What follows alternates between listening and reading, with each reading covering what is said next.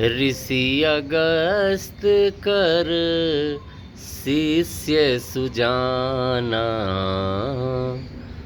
नाम सुतीक्षण रति भगवाना। ऋषि अगस्त कर शिष्य सुजाना। रामचरितमानस में एक अद्भुत चरित्र है।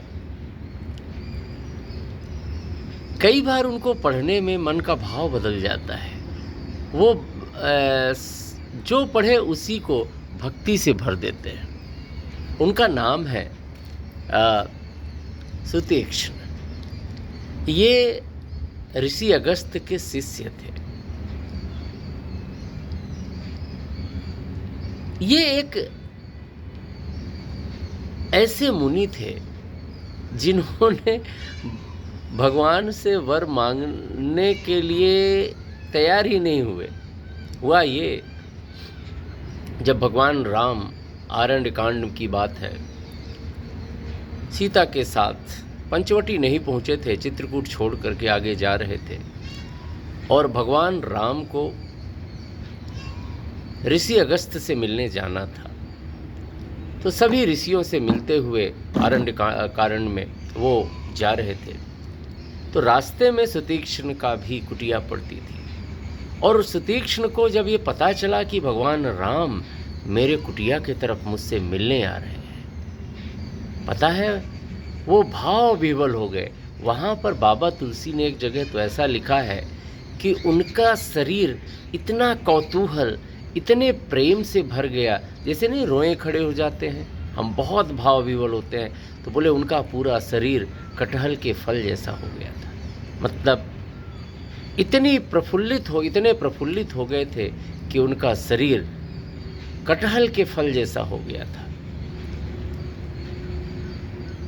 और उनके बारे में आगे लिखा कि प्रेम की पराकाष्ठा पर वो पहुंच गए। होता ये था कि वो डांस करना शुरू कर देते थे। कुछ दूर तक राम राम जय श्री राम चिल्ला चिल्ला करके डांस करते थे। कुछ दूर तक आगे जाए, फिर पीछे चल पड़े, फिर पीछे से चल करके थोड़ी सी दाएं भागे, फिर बाएं भागे। भगवान राम ये भी बड़े कौतुकी थे।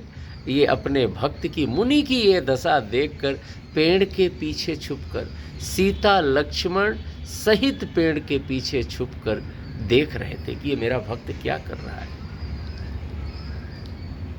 अब एक जगह पर मुनि भगवान राम को याद करके ध्यान लगा करके बैठ गए। अब भगवान राम ने सोचा, इसको मैं कैसे जगाऊं।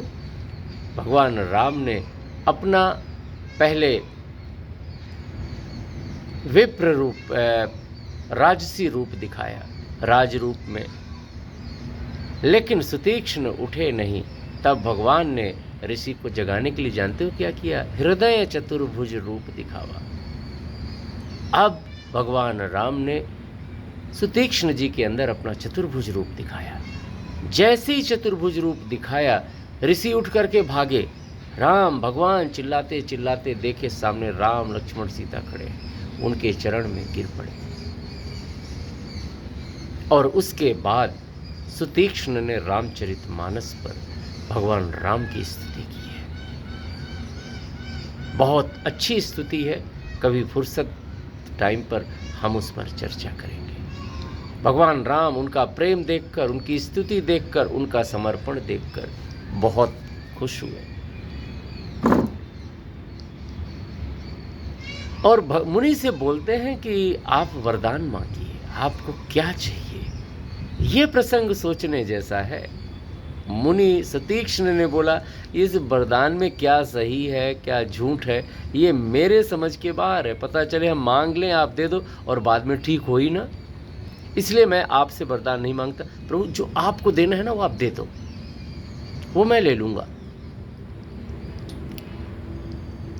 भगवान राम ने वहाँ पर उनको सब कुछ देने की बात किया, भौतिक सुख सुविधाओं से भरने की बात किया। और जब सब कुछ हो गया तो सुतीक्ष्ण फिर बोले बोले प्रभु जी, जो आपने दिया वो तो मैंने पा लिया, लेकिन जो मैं चाहता हूँ वो तो आपने दिया ही नहीं है। मैं चाहता हूँ कि मेरे हृदय पर, मेरे मानस मंडल पर, मेरी सोच पर आप अपने भ्राता सहित वास करें। भगवान राम ने तथास्तु बोला। सुतीक्ष्ण एक ऐसा चरित्र रामचरितमानस का है जो प्रेम का प्रतीक है,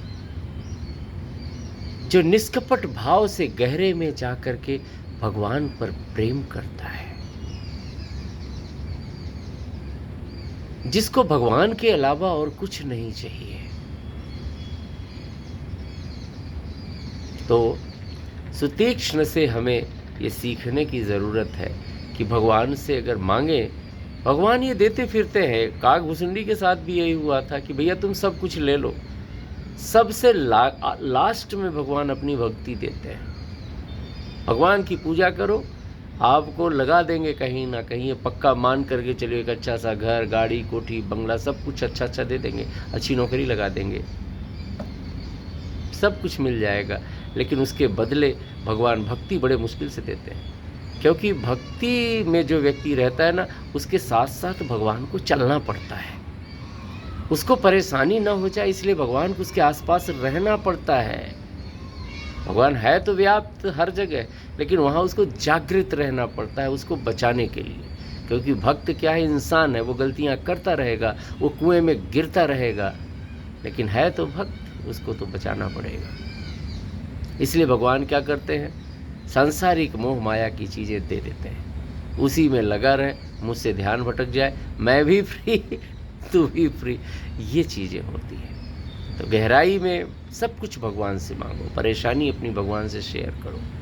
लेकिन जब तुलना की बात आ जाए कि आपको भक्ति चाहिए या भौतिक सुख सुविधाएं, भगवान चाहिए या भौतिक सुख सुविधाएं, तो भगवान को चुनना, प्रेम पूर्ण रहना। इसका एग्जाम्पल महाभारत में भी मिलता है। अर्जुन ने भगवान को चुना था और दुर्योधन ने भौतिक सुख सुविधाओं से परिपूर्ण सुसज्जित सेना चुना था। अब बेटा, जहाँ पर भाई भगवान है, जीत तो वहीं पे होती है, जहाँ पे भगवान है सुख वहीं पे होता है।